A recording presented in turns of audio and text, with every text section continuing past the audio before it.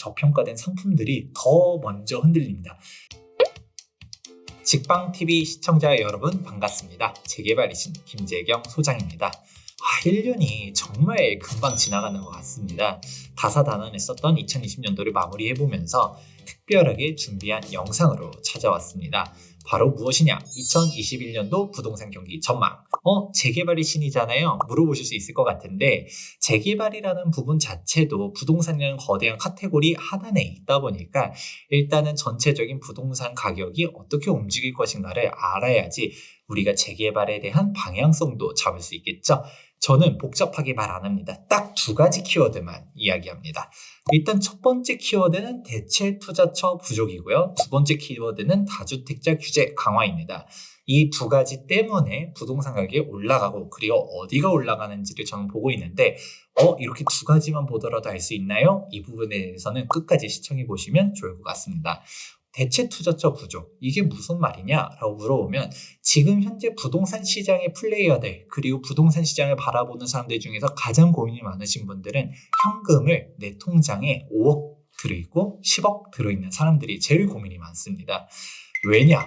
우리가 부동산을 투자하고 싶은데도 규제가 너무 심하니까 부동산 투자도 잘 못할 것 같고 일단 현금은 들고 있었는데 이게 은행에 넣어놓자니 금리가 너무 낮다는 것이죠. 실질적으로 지금 기준금리 같은 경우는 쭉 내려와가지고 현재 0.5%입니다.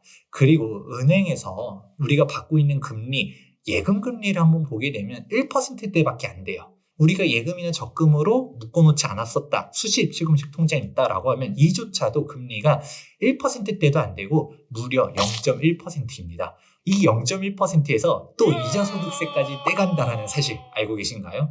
그러니까 사실상 은행에다 넣어놓으면 내가 돈 가치가 없다라는 거예요. 그리고 지금 현재 돈들이 계속적으로 풀려나가고 있다라는 부분이죠.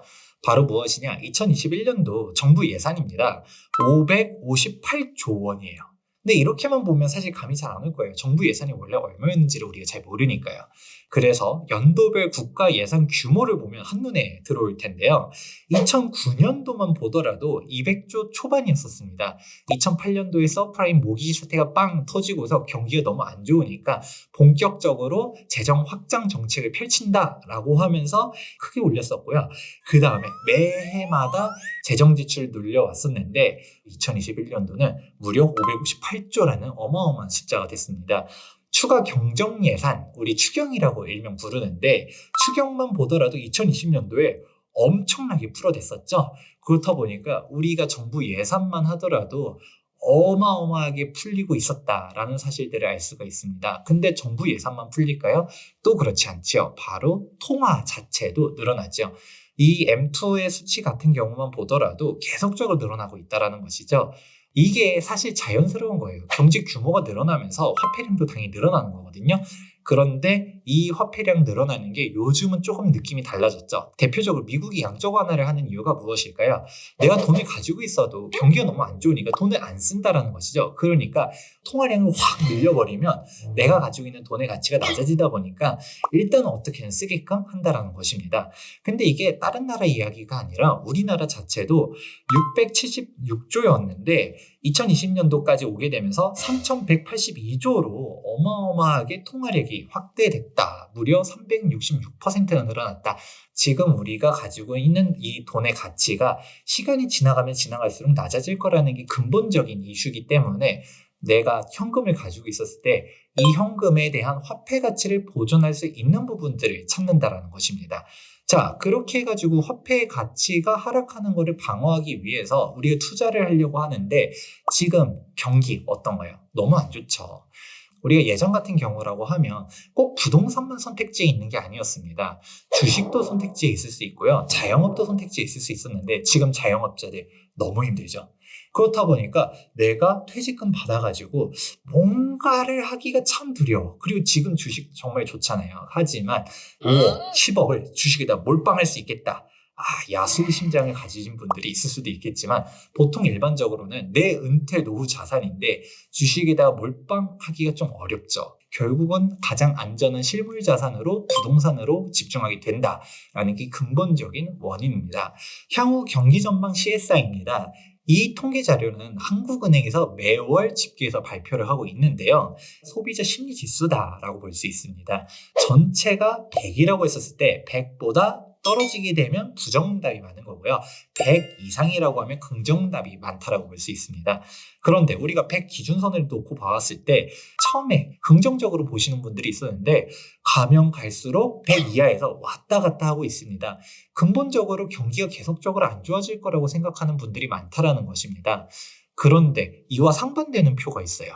똑같이 CSI인데 이번에는 주택가격 전망 CSI입니다. 우리가 불특정 다수들한테 물어보는 거죠. 6개월 뒤에 부동산 가격이 더 올라갈 것 같아요? 떨어질 것 같아요? 라고 했었을 때 올라갈 것 같아요 라고 말하는 사람들이 많으면 많을수록 100 이상이라는 것입니다. 12.16 대책 때 터지면서 살짝 주춤은 했었어도 완전히 떨어지는 않았었다. 코로나 사태가 터지면서 확 100 이하로 하락했었거든요.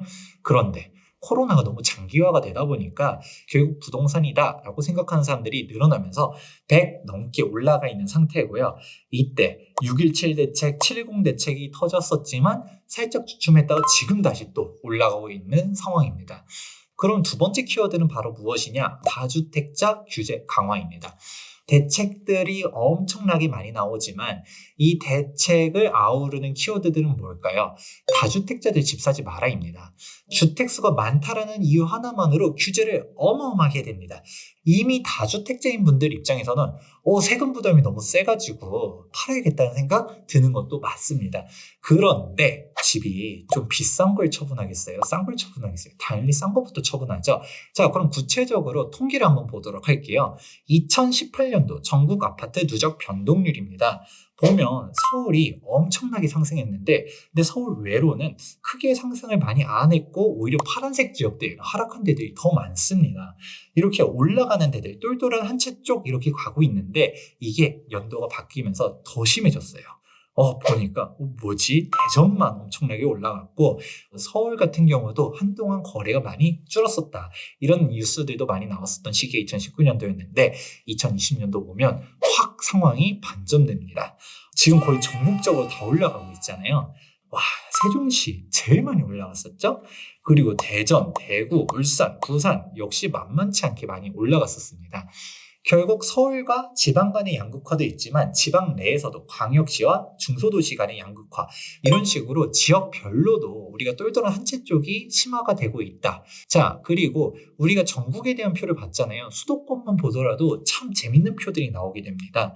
입지가 서울과 가까운 데들이 많이 올라갔었고 다른 데들은 많이 안 올라갔었는데 이게 2019년도 되면 더 극단화가 됐고요.